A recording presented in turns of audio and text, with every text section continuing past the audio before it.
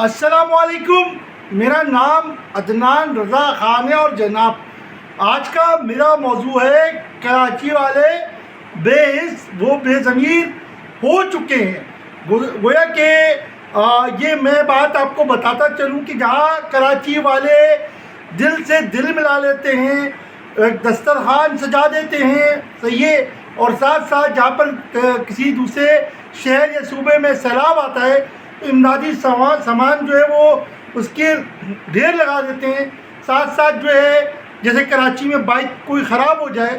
یہ تو ٹو کر دیتے ہیں، پیٹرول ختم ہو جائے تو پیٹرول کے لیے مدد کر دیتے ہیں، لیکن جہاں پر اپنے حقوق کی بات آتی ہے تو اس پر ایک شعر مجھے یاد آ جاتا ہے کہ بولتے نہیں کیوں اپنے حق میں،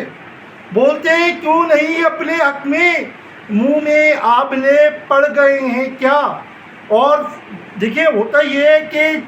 کراچی والوں کا یہاں پہ اپنا ایشو آتا ہے، جیسے کہ الیکٹرک کا مسئلہ، کہ الیکٹرک کی اوور بلنگ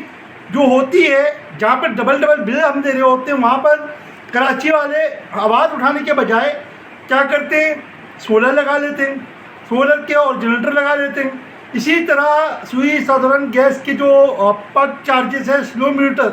اس کے خلاف آواز نہیں اٹھائی جاتی۔ اسی طرح پانی کراچی میں وافر مقدار میں موجود ہے لیکن ہمیں ٹینکروں کی صورت میں خرید کے پینا پڑتا ہے تو کراچی والے خاموش ہو جاتے ہیں۔ اسی طرح ڈمپر کے ذریعے لوگ کچلتے ہیں تو لوگ بولتے ہیں مجھے کیا یہ فرق پڑتا ہے، یہ تو میرے گھر میں ثانیہ نہیں ہوا، یہ تو جس کے گھر میں وہ جانے، تو اس پہ آواز بلند نہیں کرتے۔ تو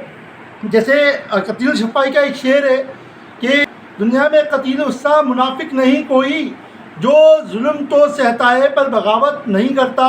تو کراچی والوں کا یہ مسئلہ ہے، جہاں چوری ڈکیتی ہو رہی ہوتی ہے تو ہمارا مسئلہ نہیں ہے بھائی، ہم اس پہ آواز نہیں اٹھائیں گے۔ اسی طرح کراچی کا انفراسٹرکچر تباہ پڑا ہوا ہے، صرف آپس میں بات کر رہے ہیں، نہ اداروں تک کہ ہم اپنی آواز پہنچاتے ہیں، نہ ہی ہم یو سی آفس یا ٹاؤن آفس جانے کو تیار ہوتے ہیں۔ تو کراچی والے بے ضمیر بے حس نہیں ہوئے تو کیا ہوئے؟ نہیں ہے، آخر میں یہ بات کہتا چلوں کہ متحد ہو تو بدل دو نظام گلشن، متحد ہو تو بدل دو نظام گلشن، منتشر ہو تو شور مچاتے مرو۔ اتنا سا پیغام ہے کہ کراچی والے اس بات پہ ہوش کا ناخن لیں اور اپنی رائٹس کے لیے، اپنی جو چیزیں ہیں ان کے لیے آواز بلند کریں، ورنہ جو ہے کراچی والے کہیں کے نہیں رہیں گے۔ جزاک اللہ، اللہ حافظ۔